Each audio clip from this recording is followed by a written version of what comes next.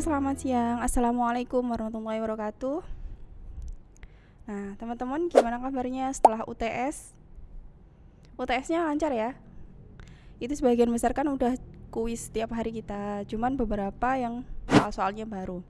Nah, sekarang kita lanjut setelah pertemuan 7 kita kemarin. Pertemuan 7 kita kemarin kita bahas mengenai aset. Kita masih bahas keluarganya neraca. Neraca itu kan ada aktiva sama pasiva. Aktivanya adalah aset, pasivanya adalah kewajiban dan modal, gitu kan. Nah, setelah kita ngomongin aset itu ada kas, terus ada piutang, persediaan dan lain-lain, kita ngomongin kewajiban. Nah, kewajiban atau hutang di sini dia ada di sisi pasiva. Nah, sisi di sini, sisi utang di sini, dia akan, kalau teorinya sering kita pelajari, dia akan mengurangi jumlah aset kita gitu. Nah, tujuan dari pembelajaran kita di pertemuan 8 tentang kewajiban ini yang pertama menyebutkan karakteristik dari kewajiban. Jadi karakter kewajiban itu seperti apa sih? Yang kedua, mengukur serta menentukan. Yang ketiga, menyebutkan dan menjelaskan. Yang keempat, menjelaskan kriteria pengakuan dari kewajiban itu. Jadi kewajiban itu diakui sebesar apa, kapan, terus diamortisasinya kapan, nah kayak gitu. Terus sebenarnya apa sih kewajiban itu? Kalau yang sering kita dengar, kewajiban itu pasti akan mengurangi aset, Bu. Terus timbulnya kenapa? Karena adanya pembelian secara kredit atau karena kita pinjam uang. Nah, ada lagi sebenarnya karena kita kita mendapatkan modal.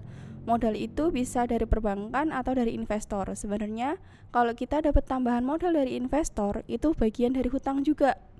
Kan kita harus membayar dividen kepada mereka. Kita harus memberikan hak atau aset kita berupa saham, kayak gitu kan. Nah, itu sebenarnya juga bagian dari kewajiban.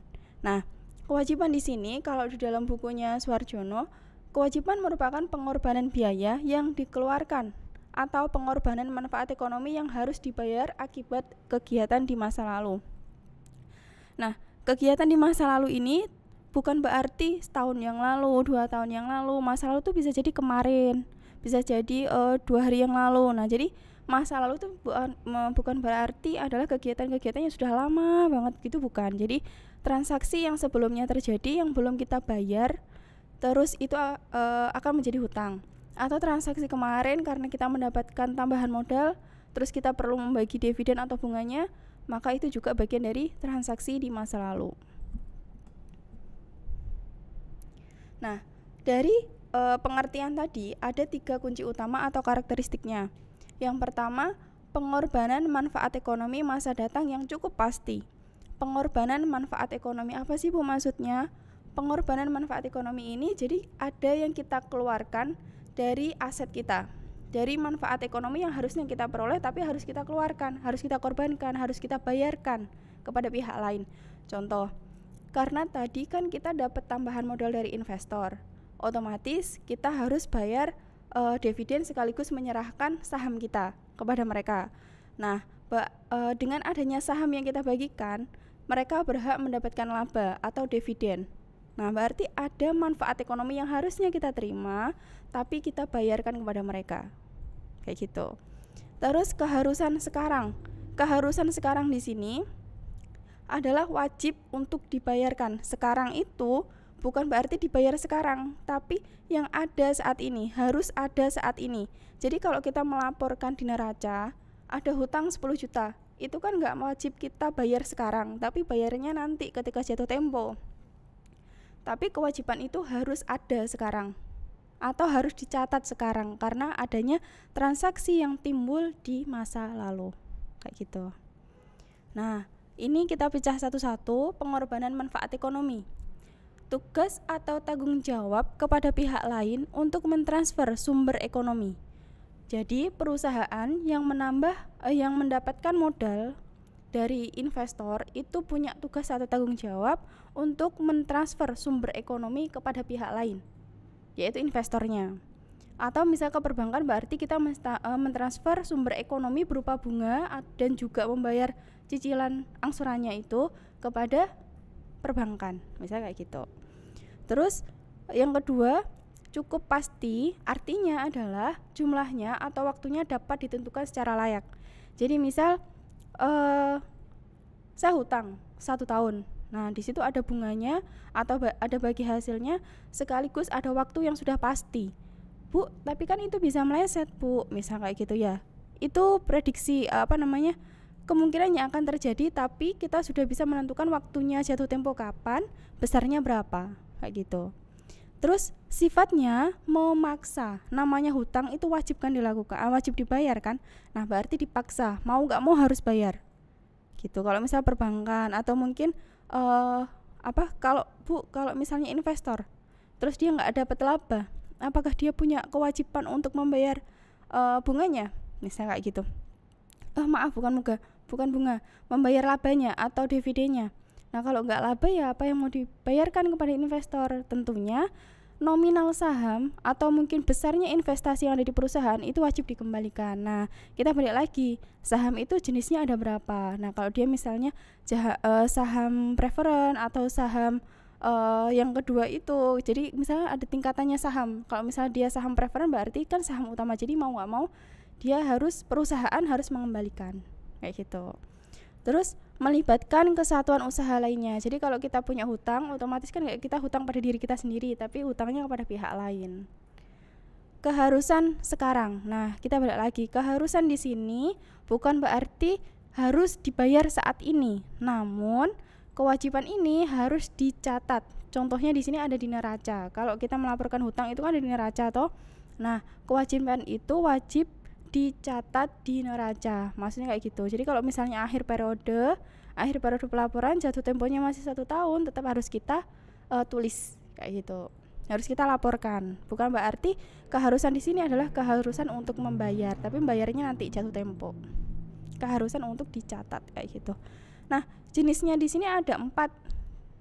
Yang pertama, kewajiban yang timbul akibat kontraktual. Kewajiban yang harus dibayar akibat adanya kontraktual. Itu apa, Bu, maksudnya? Nah, kewajiban atau keharusan ini akibat adanya perjanjian. Misalnya, saya melakukan perjanjian dengan perbankan, saya akan membayar jatuh tempo. Jatuh temponya 5 tahun. Nah, mau gak mau kan saya harus bayar berdasarkan kontrak. Terus, contohnya lagi, karena adanya kebijakan pemerintah, misal saya wajib bayar pajak, berarti kan saya punya hutang pajak. Kalau misalnya ada laba, tergantung ya UMKM atau usahanya apa kayak gitu kan. Kalau misalnya dia UMKM berarti 0,5% gitu kan dari peredaran bruto dia wajib bayar. Nah, terus kalau misalnya konstruktif, itu contohnya saya itu punya usaha.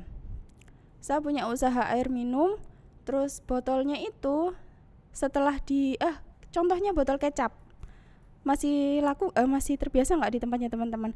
Kalau misalnya kita beli kecap yang botolan yang pakainya kaca itu, kalau misalnya kita mau beli kan cukup isi ulang. Nah, kayak gitu. Jadi ada kayak beli kembali alatnya gitu loh. Jadi kalau misalnya kita beli tinggal isi ulang aja.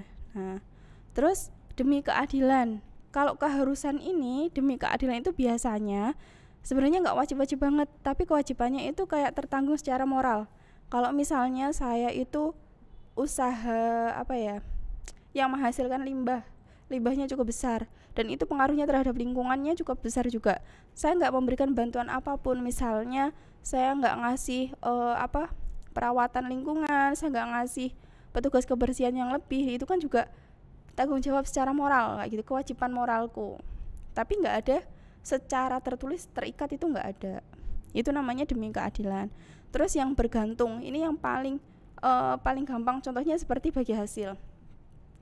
Jadi kewajiban yang harus dibayarkan tapi nominalnya itu masih bisa berubah-berubah. Nah, kalau misalnya kita teman-teman mungkin dulu pernah ya yang perbankan syariah itu, misalnya kita pinjam itu kan tidak berdasarkan bunga, tapi berdasarkan bagi hasil kalau pinjaman kita untuk wirausaha kayak gitu. Nah, bagi hasil itulah yang masih fluktuatif, itu yang disebut dengan kewajiban yang harus dibayarkan bergantung kayak gitu. Kalau misalnya usahanya bangkrut ya mau dibayar kayak gimana kan nggak bisa juga gitu. Terus transaksi, jadi kewajiban itu juga punya karakteristik akibat adanya transaksi di masa lalu. Nah, seperti konsep dari hak dan kewajiban. tidak ada hak tanpa kewajiban dan tidak ada kewajiban tanpa hak. Jadi kalau misalnya kita itu lagi bekerja, terus kita menuntut hak kita, terus kita nggak melaksanakan kewajiban, otomatis kan nggak pas. Tapi ataupun sebaliknya, kita melaksanakan kewajiban tapi kita nggak mendapatkan hak kita, nah itu kan juga nggak pas. Jadi hak sama kewajiban kayak gitu. Terus ini contoh ya, kayak alurnya dari cerminan aset. Jadi misalnya yang bagian atas ini asetnya, nggak muncul ya di situ. Nah, aset, misalnya aset ini kan masih miliknya perusahaan, yang bawahnya ini adalah kewajiban. Nah, yang bagian penguasaan atau pengendalian sekarang, aset yang saya miliki saat ini, terus karena ini saya butuh tambahan modal, maka ada investor datang mau ngasih dana ke saya. Terus karena saya dikasih dana, tambahan dana, maka akan menimbulkan aset ini sebagai karena saya tidak punya yang lain kecuali aset perusahaan, maka saya jaminkan aset saya tadi. Nah, sehingga di masa mendatang aset yang saya miliki sebagai jaminan atau mungkin saham yang saya jual kepada investor di masa mendatang itu akan dimiliki oleh investor, akan diklaim oleh investor, sehingga investor akan memperoleh manfaat ekonomi dan saya akan mengorbankan manfaat ekonomi. Nah, investor memperoleh, saya mengorbankan. Kalau saya mengorbankan manfaat ekonomi, berarti saya menyerahkan saham saya tadi, sekaligus saya harus membayarkan dividen kepada mereka, saya harus membayarkan laba kepada mereka. Yang mereka, karena dia sudah membeli, mereka punya hak, punya kewenangan, punya klaim atas perusahaan saya misal. Terus mereka juga berhak mendapatkan dividen dari saya, misal kayak gitu. Nah, yang selanjutnya karakteristik pendukung lainnya. Jadi tadi ada utama, sekarang pendukungnya. Melibatkan pembayaran kas, hutang dibayar dengan kas kayak gitu. Bu, bukannya kemarin itu misalnya dibayarnya pakai barang, bisa nggak Bu? Saya belinya laptop, saya bayarnya pakai misalnya laptop lain atau kayak gimana kayak gitu, saya bayar dengan barang misalnya kayak gitu Bu. Tentunya kalau kita bayar dengan barang itu pun harus kita nominalkan kan, kita harus hitung berapa aset yang kita peroleh sama aset yang kita keluarkan. Nah, jadi kita nominalkan kayak gitu. Terus identitas terbayar jelas, berkekuatan hukum atau dapat dipaksakan secara hukum. Nah, pengukuran kewajiban, sekarang diukur nilainya dari kewajiban itu berapa. Nah, pada saat penanggungan diakui sebesar penghargaan kesepakatan, bukan nilai nominal, sejalan dengan pengukuran aset. Nah, kesepakatan di sini kalau misal saya beli motor kalau cash 12 juta, masih ada nggak ya 12 juta gitu, misal 15 juta gitu ya.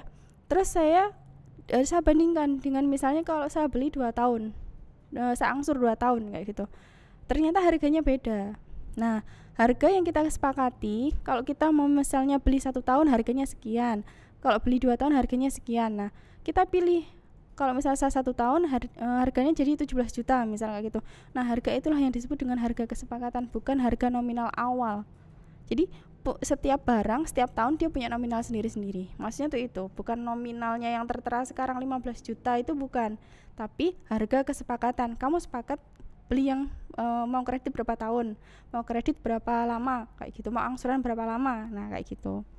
Terus harga sepakatan merupakan dasar yang paling terandal. Jadi namanya jual beli itu kan harus ada kesepakatan ya antara penjual sama pembeli, mau barang seperti apa, mau spesifiknya seperti apa, terus harganya berapa, itu kan harus ada kesepakatan.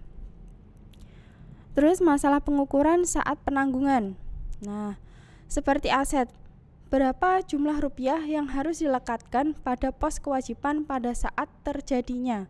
Nah, kalau misalnya kita beli secara cash kayak gitu ya, berapa sih nominal dari kewajiban kita? Berarti sebesar hutang kita. Kalau misalnya saya beli motor tadi 17 juta selama 1 tahun, berarti itulah hutang kita yang kita akui. Seperti yang pertama, sesuai dengan pembelian kredit. Yang kedua, diskon atau premium utang obligasi. Kalau belum ada amortisasi, belum ada penyusutan, kalau aset tetap itu kan disusutkan. Tapi kalau misalnya aset tidak tetap atau aset yang tidak berwujud kayak gini, hutang apa itu kan berarti dia diamortisasi, disusutkan juga gitu kan. Nah, kalau dia belum disusutkan selama beberapa tahun, beberapa kali, meskipun pokoknya belum sekalipun, nah berarti kan hutang kita masih utuh nih, sekaligus sama bunganya kan. Nah, berarti sebesar itu. Terus yang kedua, kewajiban moneter dan non moneter. Kalau kewajiban moneter berarti berhubungan dengan uang atau kas kita. Misal, kita tadi pinjam uang ke perbankan. Nah, kita bayarnya nanti juga pakai uang. Nah, terus kalau yang non moneter, itu contohnya saya jual barang dengan spesifik A, tapi klien saya minta spesifik B. Nah, berarti kan saya harus memberikan berupa barang. Itulah yang disebut dengan non moneter. Jadi yang hutang saya kalau berupa uang, saya bayarnya pakai uang, berarti itu nominal kewajiban moneter. Tapi kalau saya hutangnya tadi karena pesanan yang saya akan kasihkan adalah barang, maka itu adalah non moneter. Gitu. Nah, timbul akibat kontrak dengan pembayaran penuh dari nilai kontrak di awal. Terus tahap perlakuannya, di situ ada pengukuran berapa nilainya, terus ditelusuri angsurannya berapa, lunasnya sampai kapan. Ini ada di sini. Nah, jadi kalau misalnya NSP itu adalah nilai pembayarannya. Nah, nilai dalam berbagai tahap. Kalau misalnya NSP nilai nilai pinjaman di awal, itu kan belum ada yang berkurang sama sekali kan. Jadi pengurangnya itu masih 0, belum ada angsuran sama sekali, masih kayak gitu. Jadi hutangnya masih utuh 1 juta misalnya. Terus diangsur di bulan kedua. Karena yang pertama tadi sudah diangsur 200.000 misal, berarti sisanya tinggal 800. Berapa nilai utangnya, pinjamannya kayak gitu ya. Penilaiannya berapa? Oh, tinggal 800 dan lain-lain. Lama-kelamaan hutang itu jumlahnya akan turun dalam kurun waktu 4 tahun misalnya. Kalau di sini contohnya kayak gitu. Terus nama lain, ini beberapa istilah-istilah dalam suatu nama lain dari kewajiban. Misalnya pelunasan kewajiban, pelenyapan atau penghapusan, sebenarnya itu pemberhentian, penyelesaian, penebusan, penghapusan, terus pendebitan. Nah, intinya itu adalah kewajiban yang sudah dibayar atau kewajiban yang sudah lunas. Jadi kita sudah tidak punya kewajiban lagi. Nah, di sini kalau mau dihapuskan atau dihilangkan kewajibannya, yang pertama adanya transfer aset sebagai pemenuhan tugas. Jadi adanya transfer atau kita bayar. Kayak gitu, intinya nomor 1 itu kita bayar. Kalau kita bayar sudah selesai, sudah habis, berarti sudah lunas. Yang kedua, dibebaskan secara yuridis, secara hukum udah dikatakan bahwa hutangmu sudah lunas. Jadi misal tadi kalau misal kita perbankan syariah, kita pinjam uang terus buat usaha atau modal, tapi benar-benar bangkrut, nggak bisa dilanjutkan lagi padahal hutangnya masih 50%, ya berarti sesuai perjanjian lagi bahwa kalau memang tidak bisa dilanjutkan, misalnya ada kata-kata kayak gitu, maka tidak perlu melunasi. Misalnya ada kata-kata kayak gitu, berarti secara hukum dia tidak perlu membayar lagi. Terus yang ketiga, pengambil alihan oleh pihak lain. Jadi di sini misalnya hutang kita limpahkan kepada orang lain. Nah, itu biasanya juga ada perjanjian juga. Jadi kalau misalnya saya punya hutang, terus saya mau limpahkan kepada mas mbaknya gitu ya.